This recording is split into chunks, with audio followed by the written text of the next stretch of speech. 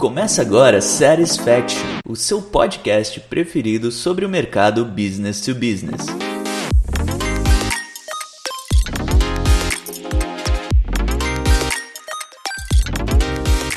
Olá, bem-vindos a mais um Satisfaction, onde falar sobre o universo B2B nunca foi tão agradável. E para esse nosso segundo episódio, vamos falar sobre os primeiros passos do cliente, onde a gente quer responder a pergunta aqui: é possível gerar valor e receita? Nossos convidados, a gente está aqui com um representante da Moove, a Thaisa Thompson. Tudo bom, Thaisa? Oi, Cassiano, tudo bem? Olá, pessoal. Tudo certinho. Olá, Thaisa, tudo bom? Pedro, e também temos o Pedro, como representante. Pedro Carneiro, tudo bom? Tudo bem, obrigado pelo convite, pessoal. Prazer estar aqui. Imagina, obrigado a gente aqui da Moove, Como vocês sabem, hoje eu sou o anfitrião aqui de vocês no nosso podcast do Satisfaction. Meu nome é Carlos Cassiano e a gente está aqui fazendo essa brincadeira, esses bate-papos sobre o universo B2B. Apresentando um pouquinho mais sobre os nossos convidados, a Thaisa Thompson, hoje ela é coordenadora do time de implementação de sucesso aqui da Movidesk, é pós-graduada em gestão de projetos, sempre foi envolvida com atendimento a cliente na Movidesk, ela se descobriu aí uma apaixonada pela área de Customer Success e esse pós-experiência aí do cliente como CSM e ISM, como a gente já comentou, hoje ela é coordenadora da implantação da Movidesk, já trabalha na área de CX aí há pelo menos 3 anos. E o Pedro, ele é o Head de Investimentos da ACE, ele passou a integrar o time da ACE em 2019 e hoje ele atua como Principal na ACE Startups, é a frente de investimentos da ACE, foi sócio na Solstice Energia, startup incubada no Centro de Inovação da Unicamp, e liderou frentes de venda, de marketing, de engenharia, também passou pelo time de controladoria da Natural One, e aí onde ele conduziu o processo de vendas de ativos, gestão de custos e gerenciamento de projetos. Pedro também é engenheiro civil pela Unicamp e professor de pós-graduação na ESPM.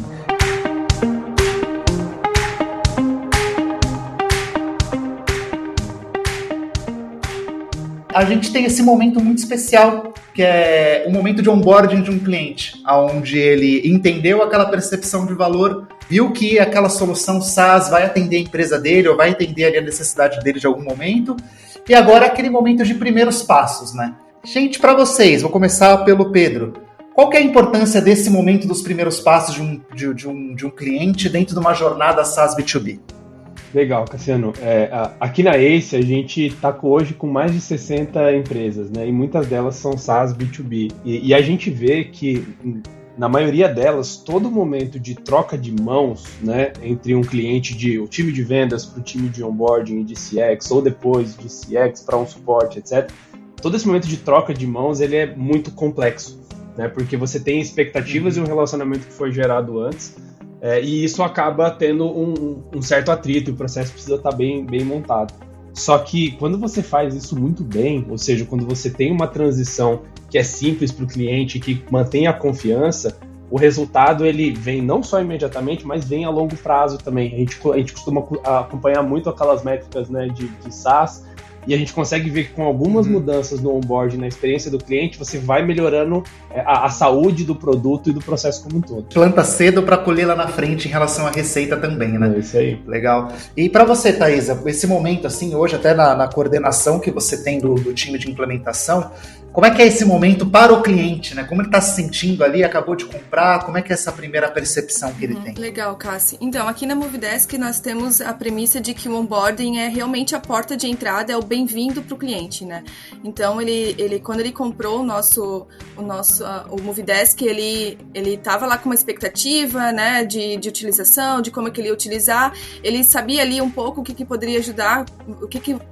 iria ajudar ele, nesse processo de aquisição do Movidesk, mas é o onboarding mesmo, nossos consultores, que nós chamamos de consultores de implantação, que conseguem mostrar exatamente aonde a gente consegue entregar valor, Então, realmente é essa porta de entrada. E como o Pedro comentou, realmente, essa questão do longo prazo, da entrega do valor para o cliente, ele ele realmente se destaca posteriormente, e nós temos muitas provas disso quando a gente realmente questiona o cliente depois lá em CS, né, o que o Movidesk ajudou no processo dele, aonde que a gente conseguiu entregar valor, e ele cita muita coisa assim, eu não sabia que o Movidesk podia fazer isso por mim, e o consultor de implantação me provou isso, me mostrou a forma de usar, uma forma diferente do que eu estava imaginando. Então, normalmente o cliente, ele comprou ali o sistema porque ele precisa ele tá com uma dor, né, se ele comprou um Movidesk, ele tem uma dor ali no atendimento dele, mas aí com essa consultoria do onboarding, com esse consultor conversando com ele ali um mês, ensinando ele a utilizar, ele consegue abrir mais ainda esse leque de soluções, né, que a gente consegue entregar. Então, de fato, assim, a gente percebe muito claramente que um onboarding bem feito, um onboarding bem estruturado, ele consegue sim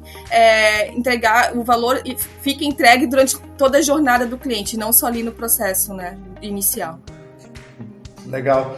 O Pedro também comentou dessa questão dessa passagem de bastão, né, de vendas para marketing. Vou pensar na jornada do funil, né? Eu tenho marketing, aí marketing passa o bastão para vendas passa o bastão para o time de implantação ou não, né? Dependendo do modelo de negócio que você tem. E aí, Thay, quais são as principais dificuldades? Assim, a gente entende que o mundo SaaS B2B, a gente acaba vendo muito material, a gente acha que tudo é muito bonitinho, tudo funciona perfeito, assim.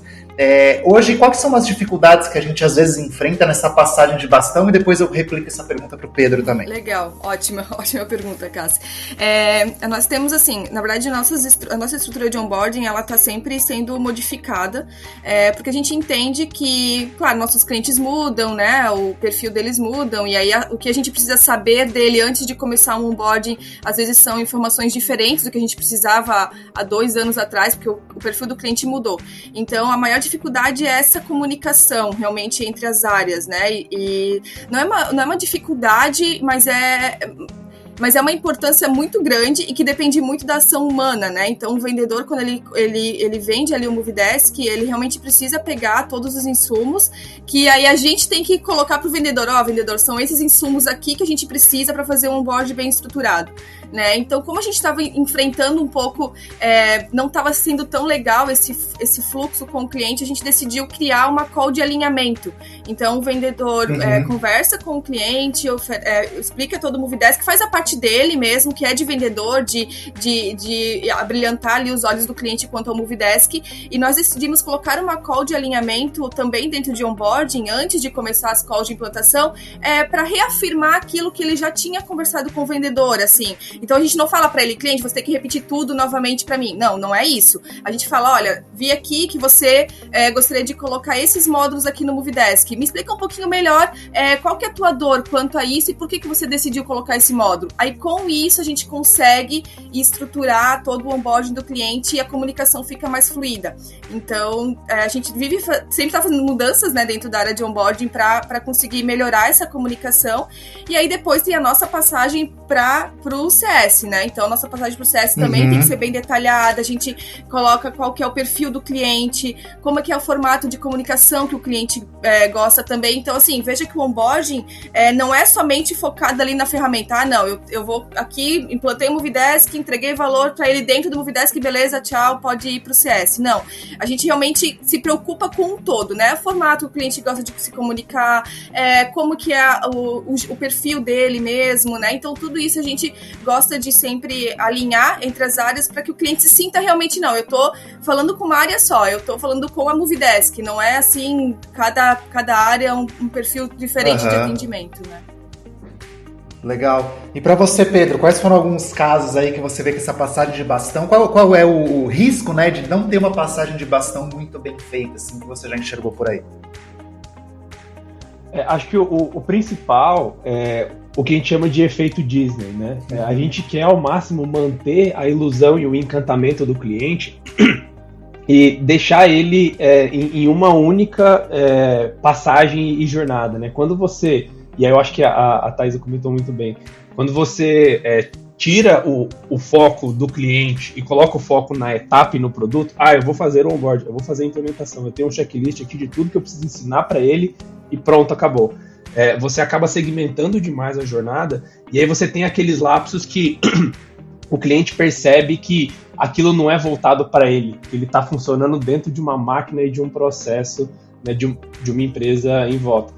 Então, acho que esse é o principal momento aqui em que, se você faz a comunicação interna, e de novo, né, eu acho que foi muito bem colocado, e o cliente precisa passar a mesma informação 2, 3, 4 vezes, e a gente tem contra-exemplos incríveis aí, desde plano de saúde até banco tradicional, em que ninguém conhece o seu problema e precisa começar tudo de novo. É a mesma coisa em SaaS B2B, né? Eu acho que você conseguir trazer mais essa atenção e esse cuidado com o cliente faz muita diferença. Só que isso gera um problema operacional lá dentro, né? Como é que você constrói um processo que isso aconteça de forma recorrente e confiável, né? Para você não deixar nenhuma etapa escapar aí no processo. Uhum.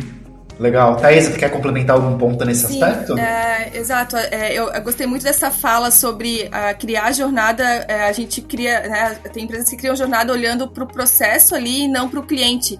Isso é uma preocupação muito grande que nós de onboarding temos, assim, de colocar metas, de criar mesmo uma jornada, um SLA, enfim, baseado no cliente, não baseado na gente, né? Não olhando para nós, mas olhando para o cliente. Então, isso é uma preocupação bem grande, realmente, que nós temos e que toda empresa de uma área de CS deve ter, né, essa preocupação de olhar realmente para o cliente, assim. E, enfim, só queria complementar realmente a importância disso, né, de criar toda a estrutura olhando para a necessidade do cliente e não somente para a necessidade da área, né, ou da empresa. Não, faz total sentido, assim. Acho que o Pedro, que vive bastante em incubadora, né, tem muitos esses momentos das empresas, né, de startup, de scale-up, e é algo que eu já observei bastante, principalmente em empresas que já passaram desse momento de startup, já provaram o mercado, tem um produto um pouco mais sólido, é a criação natural de silos, né? A gente até, né, Thay, passou isso aqui um pouquinho na Movidesk, a gente ainda tem um pouco de reflexo disso, mas em startup faz sentido os times trabalharem um pouco em silo, porque a empresa é pequena, tem lá 20 funcionários, 30, cada um vai resolvendo ali as coisas do dia a dia, mas conforme for escalando, naturalmente dentro da empresa muitas vezes você tem esses silos onde as equipes trabalham de uma maneira diferente, só que o cliente ele acaba tendo essa percepção também, tem essa jornada meio quebrada, né? essa expectativa meio quebrada. Então, eu queria entender de vocês essa percepção dos times, assim. Quais são as melhores práticas que vocês acham que a gente pode fazer para os times internos começarem a conversar mais, mas não só no processo, mas também entender que essa jornada ela é única e fluida para o cliente como um todo? Posso começar aqui. Acho que um dos pontos que a gente vê bastante conversando com os empreendedores, e a gente fala, né, como melhorar o onboarding, o CX, etc., como se fosse uma verdade absoluta e como se fosse óbvio que a gente deveria estar colocando muito mais energia e mais estrutura nisso e etc. Só que o grande dilema do empreendedor é que isso é custoso, desde dinheiro até treinamento, até você trazer uma pessoa que seja mais transversal, que consiga olhar mais de longe. E eu acho que tem o equilíbrio entre as duas pontas, que quando você faz essa jornada mais integrada, você é muito mais eficaz, mas você é muito menos eficiente. Uhum. Né? Quando você tem o processo que ele é bem verticalizado nos silos, né, que o Cassiano estava comentando, ele é mais eficiente, você consegue crescer mais rápido, você consegue atender mais gente, etc. Só que a qualidade da experiência vai cair, e aí você vai ter esses lapsos aí, que a pessoa ela vai sair do encantamento. Então, para uma empresa que está crescendo, que precisa andar rápido, com pouco capital, está buscando investimento, etc., é sempre uma decisão difícil de tomar, sabe? Ok, eu vou colocar a minha energia aqui e vou montar uma experiência que seja muito surpreendente, mas que isso vai me trazer um retorno lá na frente, porque eu vou aumentar a fidelização, vou aumentar a NPS, vou aumentar o feedback do produto, ou eu coloco essa energia para poder aumentar a eficiência do processo, para eu poder onboardar mais gente, porque o time está vendendo pra caramba e tal. Então é sempre um equilíbrio bem, bem difícil de alcançar, e são as decisões difíceis aí que o empreendedor precisa tomar. Perfeito, Pedro. Esse impasse aí do tornar uma implantação mais escalável, né, e também não perder o valor, a qualidade, é um ponto que a gente sempre está quebrando a cabeça, né, para para conseguir fazer as duas coisas, né? Pelo menos minimamente as duas coisas juntas, assim, principalmente a entrega do valor e da qualidade. Porque a gente percebeu que são perfis de clientes, né? Então nós tínhamos um perfil de cliente que não adiantava a gente querer fazer algo mais estruturado e mais escalável e tudo mais, assim, vamos implantar mais e né, sem ficar muito ali com o cliente e tudo mais, fazer realmente uma implantação mais tech touch, algo nesse sentido, assim, porque o nosso cliente aí a gente começou a entender que o nosso cliente não era o perfil dele, ele precisava realmente ter um contato mais high touch, mais próximo mesmo, né, e tudo mais, então, aí, vamos lá, vamos dar uns passinhos atrás aí, vamos ver isso novamente, né, e sobre todas as áreas falarem a mesma língua e olharem para o cliente, é uma coisa que a gente também conversa bastante, né, Cassi, que é realmente o customer centric, né? Então, assim, mostrar para as outras áreas, não somente ali para a área de CX, a importância, né, dessa comunicação, e nós conseguimos sim fazer isso bastante, assim, acho que começa com os líderes, né? Então, os líderes terem uma comunicação bem fluida, os líderes terem um canal de comunicação entre eles, terem rotina de dailies entre líderes de todas as áreas, eu acho que é o primeiro passo, assim, bem importante para todas as áreas se conversarem da mesma forma, terem a mesma visão, né, e tudo mais. Eu acho que isso começa realmente da liderança ter esse fluxo, esse processo, e aí, né, logicamente depois segue para as outras áreas, assim. Então, se eu pudesse dar uma dica, é isso, assim, começar a liderança a ter essa comunicação mais diária, assim, ou quinzenal, enfim, como for, mas ter uma comunicação, né, bem próxima, e aí depois isso passa pros funcionários e tudo mais, né, pros agentes aí das operações.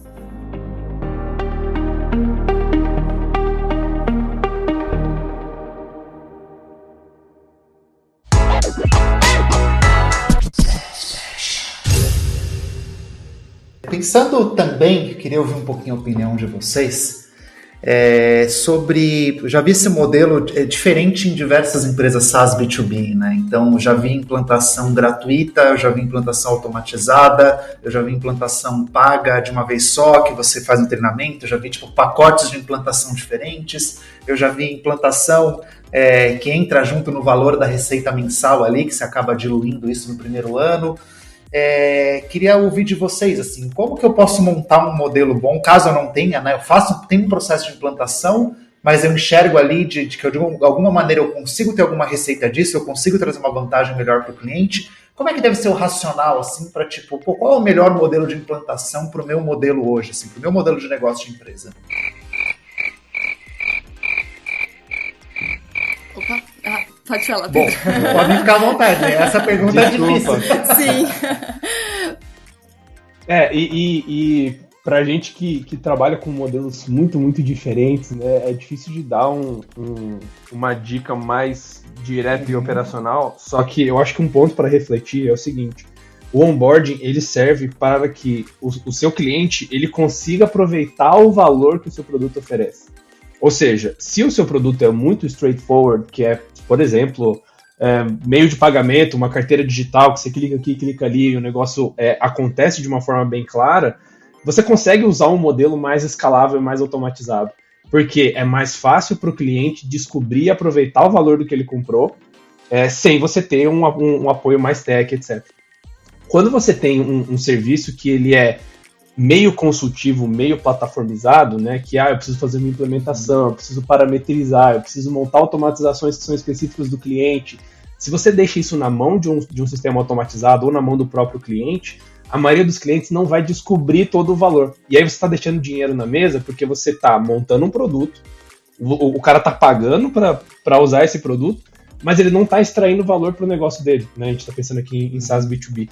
Então, acho que o papel do onboarding é exatamente esse, de conseguir mostrar tudo que o produto consegue trazer de valor e fazer o dinheiro que o cara vai estar pagando, independente, né? Porque é um SaaS, valer a pena para ele. E aí você aumenta a fidelização, diminui churn e etc. Tem produtos no nosso portfólio, por exemplo, nas nossas startups, que o produto é tão complexo que o onboarding dura 3, 6 meses para o cara entender todos os relatórios, para ele entender todas as nuances, ele fazer microajustes no processo, etc. Porque uma vez que eles descobriram que vale a pena gastar esses 6 meses de colocar um cara lá que vai estar acompanhando de uma forma bem próxima, etc., você aumenta tanto a fidelização e o lock-in que esse cara se paga no fim. Então, acho que esse é o equilíbrio que o empreendedor precisa encontrar, que é: o meu produto, ele é self-service e autodescoberta, ou eu preciso de alguém para guiar por todos os caminhos até que ele consiga extrair todo o valor? Porque você já construiu um produto que gera valor. Se o cliente não está extraindo esse valor, ele vai cancelar, ele vai desistir. Perfeito o que o Pedro colocou. Eu só vou complementar mesmo que você também consegue fazer um meio a meio, assim, né? Então, o exemplo que nós damos se você tem uma base de conhecimento, por exemplo, se você vai vender um software, né? Que precisa um pouco de consultoria ali, mas que o cliente também tem um pouco de autonomia, né? Um sistema SaaS que ele tem um pouco de autonomia, então você pode ter uma base de conhecimento ou pode ter uma ferramenta de treinamentos online, algo nesse sentido, que o cliente possa começar a implantação desse software, né? E aí o consultor complementa, né? Então nós temos os consultores que vão complementar o que o cliente aprendeu ali com aquela ferramenta online ou com aquela base de conhecimento. E dependendo do perfil do cliente, ele nem vai precisar de uma consultoria, ele pode ter ali, fazer toda a configuração, toda a manutenção sozinho. Mas ele mesmo assim, ele paga com gosto, vamos dizer assim, esse onboarding, porque ele tem ali um material que ele pode sempre acessar, que ele pode sempre procurar para utilizar nas configurações da ferramenta, né? Então você consegue fazer um meio a meio ali, né? De formas de onboarding. Faz bastante sentido, sim, Thay. Eu queria entender até, Thay, já vou fazer essa pergunta direto para você, que é a questão do time, né? Então a gente tem, no último episódio, se eu não me engano, a gente estava conversando um pouco de perfil de time de vendedor, perfil de time do time de CS, assim. Vamos dizer que eu sou um empreendedor aqui, SaaS B2B, cara, comecei a entender meu modelo de negócio, eu acho que vale a pena ter um time de implantação, assim. Então, tô ouvindo aqui, cara, gerar esse primeiro valor rápido é importante, eu sei que eu vou colher lá na frente aqui com esse valor, eu sei que é um momento legal dessas passagens de bastão, quero começar. Para você, Thay, que aí como você coordena um time de implementadores, né, um time que está diretamente conectado na implantação, qual que é o perfil legal assim de pessoa para ajudar nesse processo de mostrar o primeiro valor para o cliente? Gostar de se comunicar com o cliente e se importar com o cliente, né? Então, se for uma pessoa que não tem paciência não para falar com o cliente nunca tem razão, não é isso, eu sei da minha verdade, o cliente não sabe, eu que sei aqui usar a ferramenta, o cliente não sabe, acho que já é um perfil que não agrada, né? Não agrega também no onboard, mas uma pessoa assim que gosta de se comunicar, que se importa com o cliente, que tu percebe, né? Quando a gente faz entrevistas, a gente está agora com 9 pessoas na nossa implantação, né? Fizemos já diversas entrevistas, enfim, tu percebe quando a pessoa se comunica bem, é consultiva, né? Então a gente também, uma dica legal na entrevista é fazer roleplay, né? Roleplay nada mais é do que uma encenação de uma implantação, ou uma encenação de uma apresentação de algum sistema, qualquer coisa, tem pessoas que apresentam até o LinkedIn,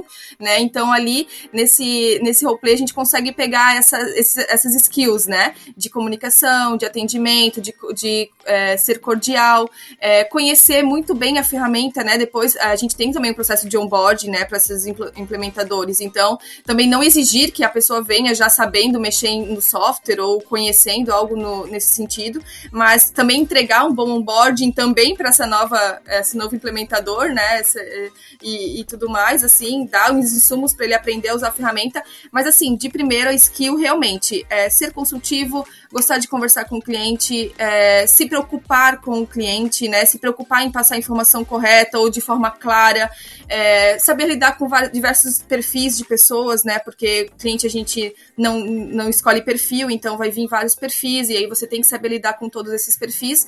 E eu acho que a principal skill é essa, Cassi, realmente, assim, né? Depois, parte técnica, como diz a nossa head, Geis, a parte técnica a gente ensina, a gente dá as ferramentas e insumos. Agora, a parte pessoa, realmente, é bem importante mesmo.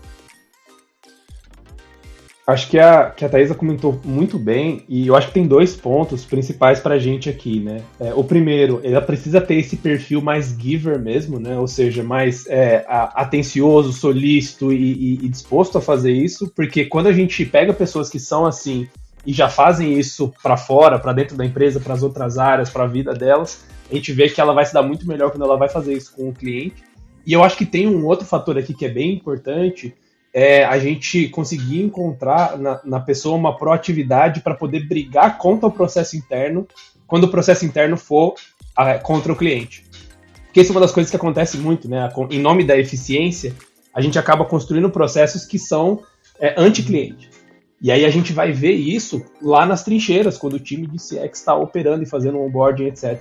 Então, as melhores mudanças que a gente já viu nas empresas vem de quando alguém que está lá fazendo a operação e atendendo, né, os clientes, consegue voltar pro time de gerência e falar, olha, desse jeito aqui tá ruim pro cliente.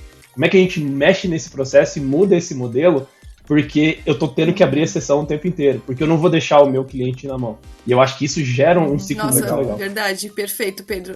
Acho que uma equipe proativa nesse sentido, equipe que faz brainstorm para falar de processo, para mudar. Realmente, na Movidesk também, eu posso dizer que as principais mudanças que nós fizemos e que foi muito positivo veio realmente como sugestão e como solicitação dos nossos implementadores, assim. Então, acho que esse ponto de uma pessoa proativa e ligada em processos realmente é bem importante também.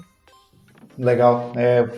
Esse cara é o cara contratado pelo cliente, né? Ele é contratado pelo cliente para vir ficar com ele. Então, se essa dinâmica ou a pessoa conseguir absorver bem, com certeza traz bastante benefício. Faz bastante sentido. Essa retroalimentação, né, é super importante. Todas as áreas, no fim das contas, elas têm que retroalimentar. Quando a gente está falando de SaaS B2B, a gente está falando de software, né? E no fim das contas, todas as áreas, acho que o CX, o nosso podcast que é muito focado no Customer Experience, né, na experiência do cliente, consegue trazer muita riqueza para a vida de produto. E implantação, né, etapa do onboarding, aqui de primeiros passos, é uma etapa muito importante, né, que, cara, se você quebra essa magia do cliente de cara... toda aquela expectativa lá que o time de vendas vai lá, chama aqui, você vai resolver seu problema. Você quebra essa expectativa, você não consegue fazer ela fluir de um jeito melhor no resto da jornada. E, cara, olha o tanto de riqueza que tem, porque é um cliente que vem na jornada super, isso aqui vai resolver minha vida, isso aqui vai, cara, resolver esse meu problema, tal. O tanto de informação que eu tenho ali que eu posso fazer ela rodar na empresa, roda para produto, roda para CS, roda para vendas como um todo, fica meio como um centro ali bem importante de conexão entre duas áreas, né? É super importante essa observação de vocês. Eu queria entender a satisfação do cliente no onboarding. Assim, para vocês, quando a gente vai na lógica da jornada, a gente está pensando muito que um cliente que ele está satisfeito com um processo de implantação, com um processo de onboarding, é aquele cliente que começou a aprender a, entre aspas, voar sozinho ali. Como que vocês enxergam essa satisfação na prática, em relação à métrica, em relação a um qualitativo que você ouve do cliente, em relação ao que seu time tem que dizer para falar, opa, esse cliente aqui ele já está pronto para ir lá para o time de CS, ou ele está pronto para ir voar sozinho. Como que vocês enxergam essas medições aí no meio do caminho? Bem complexa a pergunta, Cássia, porque realmente é um mundo bem extenso assim, de informações que a gente precisa absorver e conhecer para poder dizer que a gente entregou o valor para o cliente, né? Então, assim, na Movidesk a gente tem um tempo de implantação, que é de 35 dias, mais ou menos, né? Então, a gente tem esse SLA, que inclusive, na verdade, nem estamos mais olhando tanto para ele, estamos mais olhando mesmo para a necessidade maior, assim, porque o nosso perfil de cliente está mudando, né? Como eu comentei no começo da nossa conversa. Mas, enfim, a gente tem esse tempo, então a gente entende que em 35 dias o cliente já está ali com os módulos que ele gostaria de implantado, né? Já está utilizando. Então, hoje, nossos implantadores, eles entendem que o cliente lá na call de alinhamento falou para ele que, eu comprei porque eu quero um módulo de WhatsApp e ele vai ser importante para mim por causa disso, disso e daquilo. Não consigo gerenciar a minha equipe mais porque a gente está em home office e tudo mais, e eu preciso desse módulo, ou também do chat para poder controlar os atendimentos que não são mais por telefone. Legal. Chegou no final ali da implantação, nos 35 dias, basicamente já está com esse módulo implantado, o cliente já fez o Go Live, né, já está utilizando, entendemos que entregamos ali esse primeiro valor de entregar para ele o módulo funcionando e a equipe dele utilizando.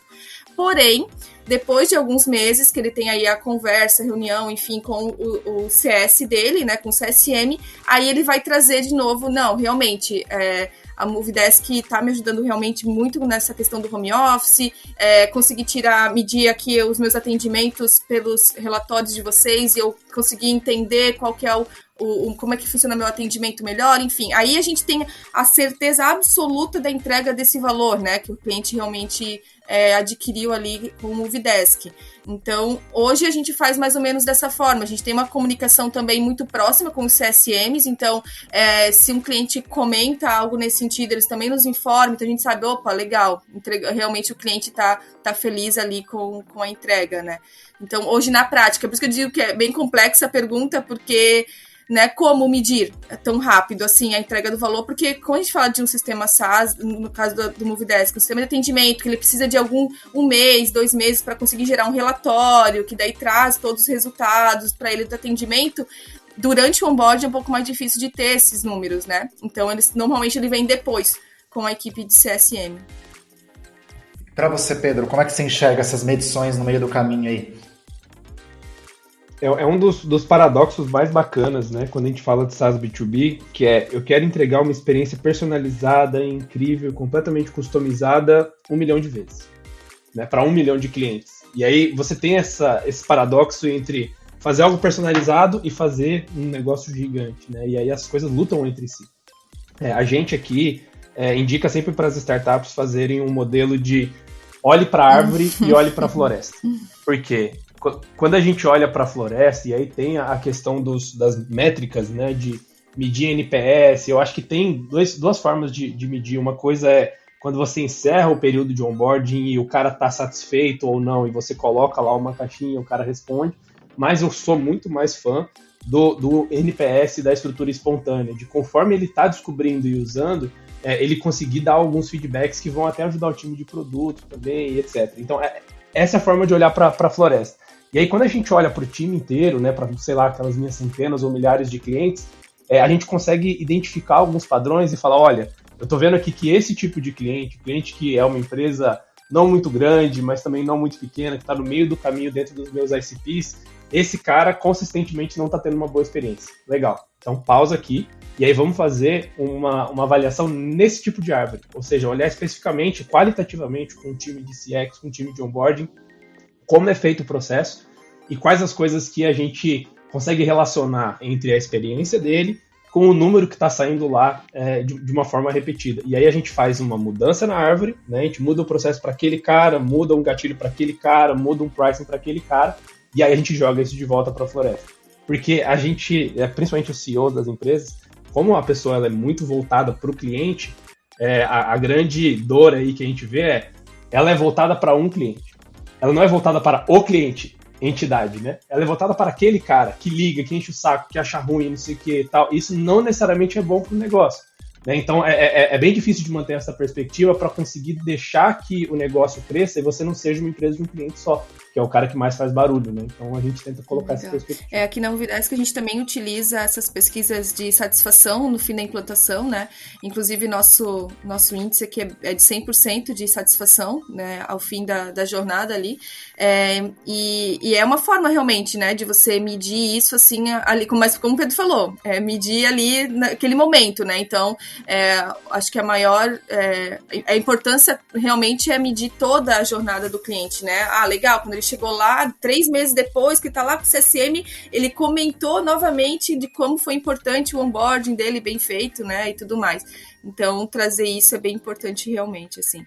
E essa premissa de olhar para a árvore e para a floresta é algo que eu ouvi e gosto bastante dessa frase, assim, eu tento trazer bastante pro nosso dia a dia aqui, principalmente nessa fase de mudanças, de mudar fluxo, mudar processo, né, olhar muito mais para a floresta, assim, para entender toda a jornada do cliente de todas as áreas, né, não só olhando para nossa área, assim. Então, bem legal, Pedro.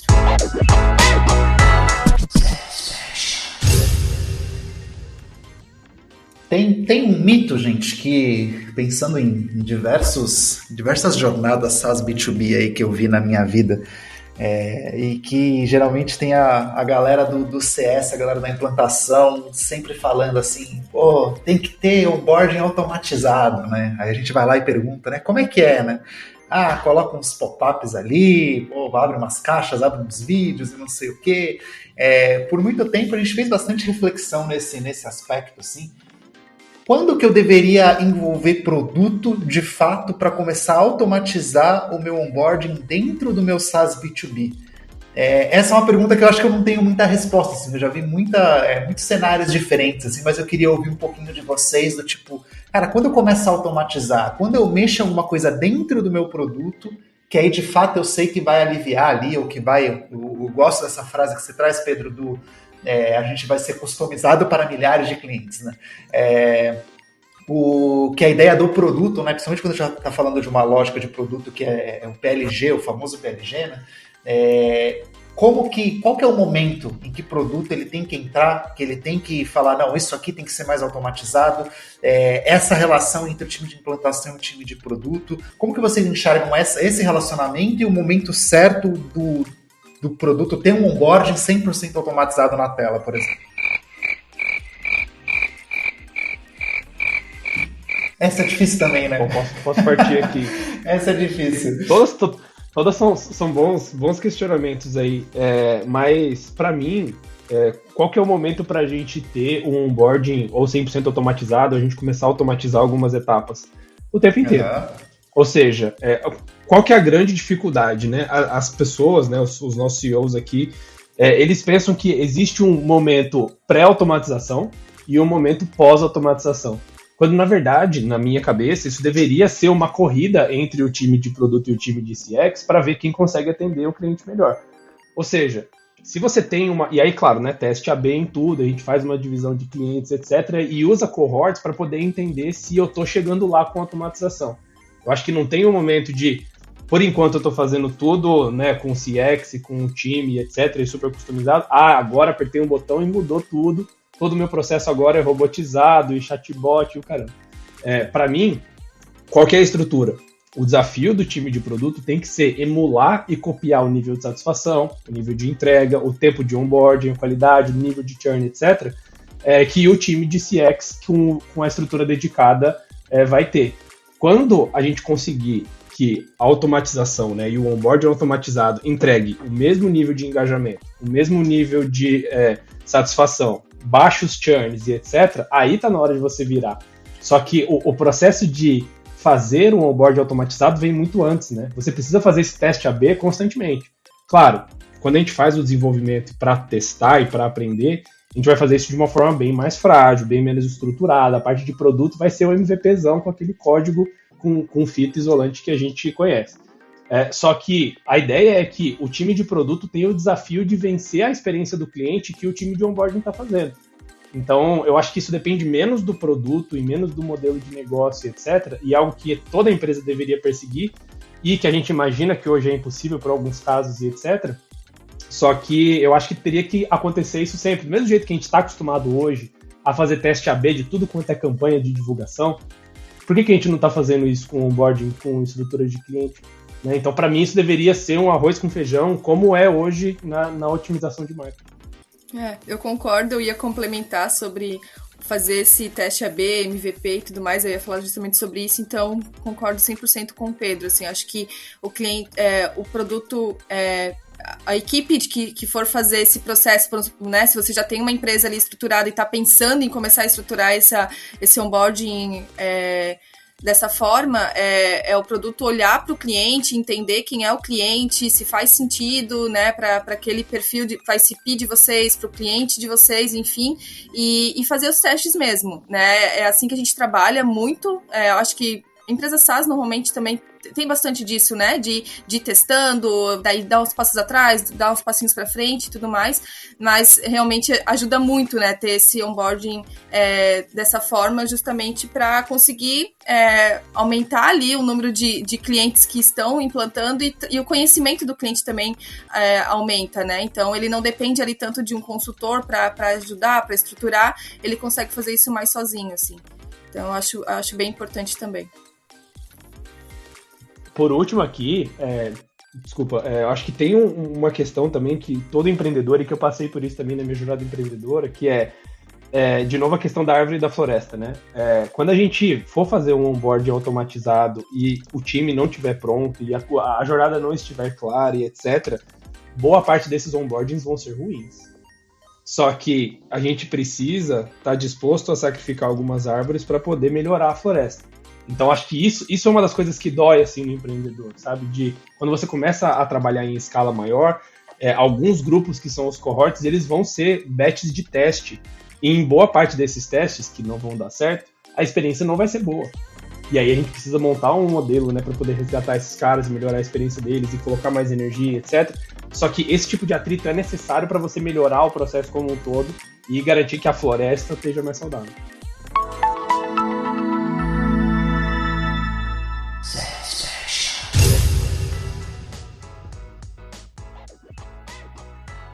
Mas é o momento do jogo aqui dos fatos, né, das mentiras e das verdades. Então eu queria convidar vocês a, baseado na nossa conversa, pensando muito nessa lógica de implantação, esse fluxo de jornada, queria que vocês trouxessem 3 fatos aí, então 2 que sejam verdade e 1 que seja mentira, pode tentar transformar um verdade em mentira, mentira em verdade para facilitar. E aí a gente tenta descobrir de cada um dos participantes aqui. Então, Thaisa, pode, se você quiser começar, pode começar. Fala os 3, aí eu e o Pedro a gente tenta descobrir, depois o Pedro a gente tenta discutir. Vamos tentar trazer um pouco da nossa experiência mesmo, assim, do que a gente já viu para a roda também.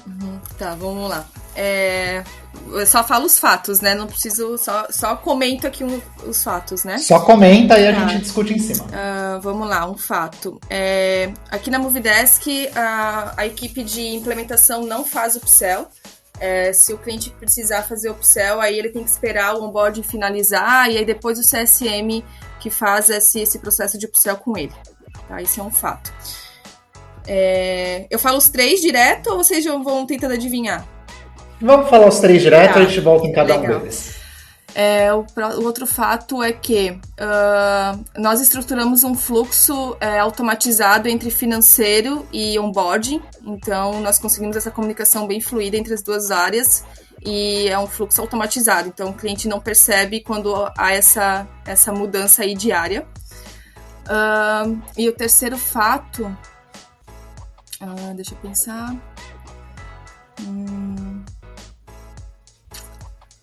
Os nossos implementadores, eles também são CSMs dos seus clientes, né? A nossa área aqui de onboarding, ela dentro da área de onboarding, nós temos os próprios CSMs. Então, a gente implanta ali com o cliente e continua com ele a jornada. A gente não finaliza o onboarding nunca com o cliente, na verdade. Não vale esses 3 fatos porque eu sei a resposta, tá. Então eu vou jogar esse pro Pedro. Eu vou jogar essa pro Pedro aí pra não dar surpresa. E aí, Pedro, qual dos 3 fatos aí da Thay é o falso aí nessa história? Vamos lá, eu fiquei entre a 1 e a 3, mas eu acho que o falso é a terceira. E aí, Thay? O falso é a primeira, a questão, o upsell. Aqui na Movidesk, na verdade, né, na nossa área de onboarding, os implementadores fazem sim upsell, né, com os nossos clientes, e na verdade eles são engajadores aí, nós temos um índice bem legal de upsell realizado dentro do onboarding. Então isso é um marco bem grande para a área, assim, porque não é o foco exato, né, do implementador, mas com a qualidade do onboarding a gente consegue fazer esse upsell dentro do onboarding mesmo. Então o cliente não precisa esperar para ir para um CSM. E é legal esse ponto, Thay, porque eu acho que ele conecta muito no que a gente falou, né? O cliente ele vem para ver um valor. Sim. Aí, quando o implementador tá lá falando, aqui, vamos resolver esse valor, né? E surge uma outra necessidade no meio do caminho, que, aliás, acho que deve sempre surgir, né, uma necessidade no meio do caminho, mas às vezes é uma oportunidade de um upsell, né? Do tipo, legal, você tem esse problema também, tem um outro módulo aqui, ou tem mais usuários que você pode colocar, ou XYZ que seja. É bem legal essa dinâmica de, cara, não necessariamente o valor que entra... ele é só o valor que sai, no meio do caminho ele pode ter mudança, ele pode evoluir, assim por diante. Exato. Bem legal. E você, Pedro, quer trazer 3 fatos pra gente aqui, a gente tenta descobrir, fica à vontade.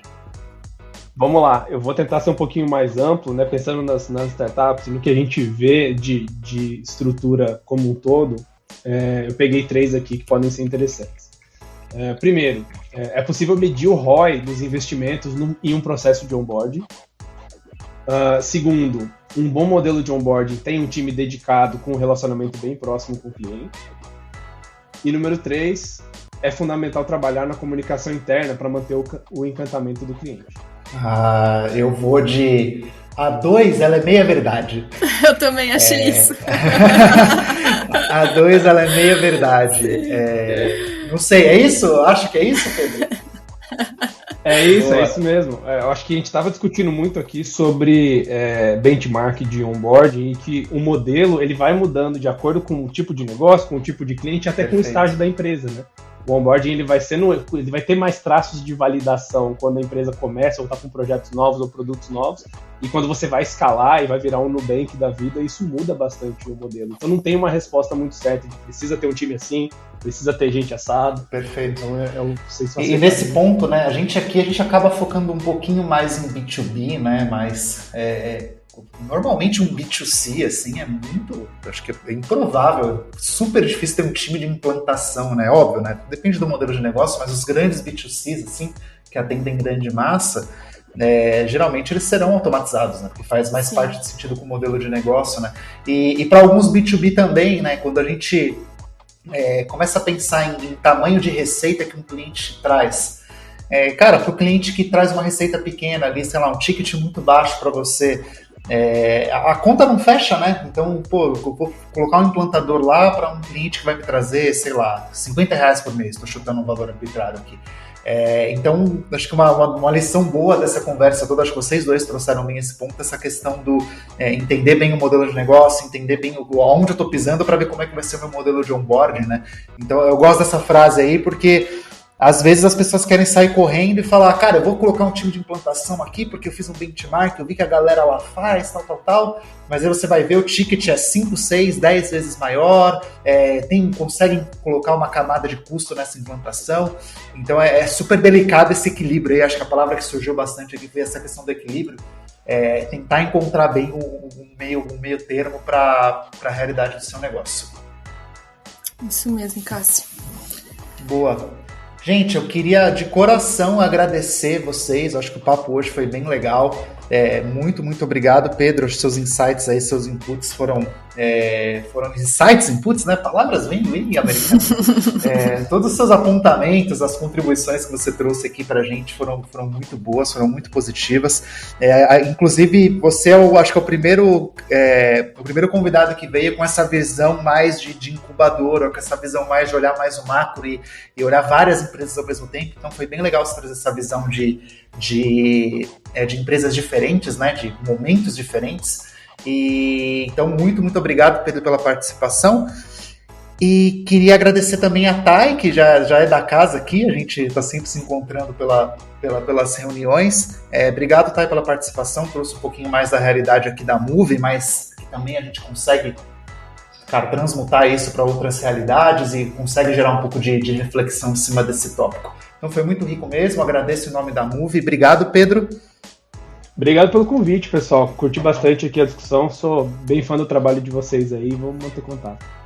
Legal, e mais uma vez, obrigado, Thay, pelo contato. Obrigada, Cássio, obrigada, Pedro, aí por estar aqui conosco também, aprendi bastante com você também, obrigada. Queria convidar vocês quem tem Instagram, procura a Movidesk no Instagram, @movidesk_br, @movidesk_br, podem ficar à vontade lá, sempre tem um monte de conteúdo sobre SaaS B2B, sobre o mundo de CX, sobre o mundo de atendimento, então fiquem 100% à vontade para seguir a gente, seguir nossos materiais. E agradecendo mais uma vez aqui também nossa produção, o time que está sempre apoiando, o time de marketing como um todo. E esse foi o Satisfaction, onde falar sobre o universo B2B nunca foi tão agradável. Muito, muito obrigado e até a próxima.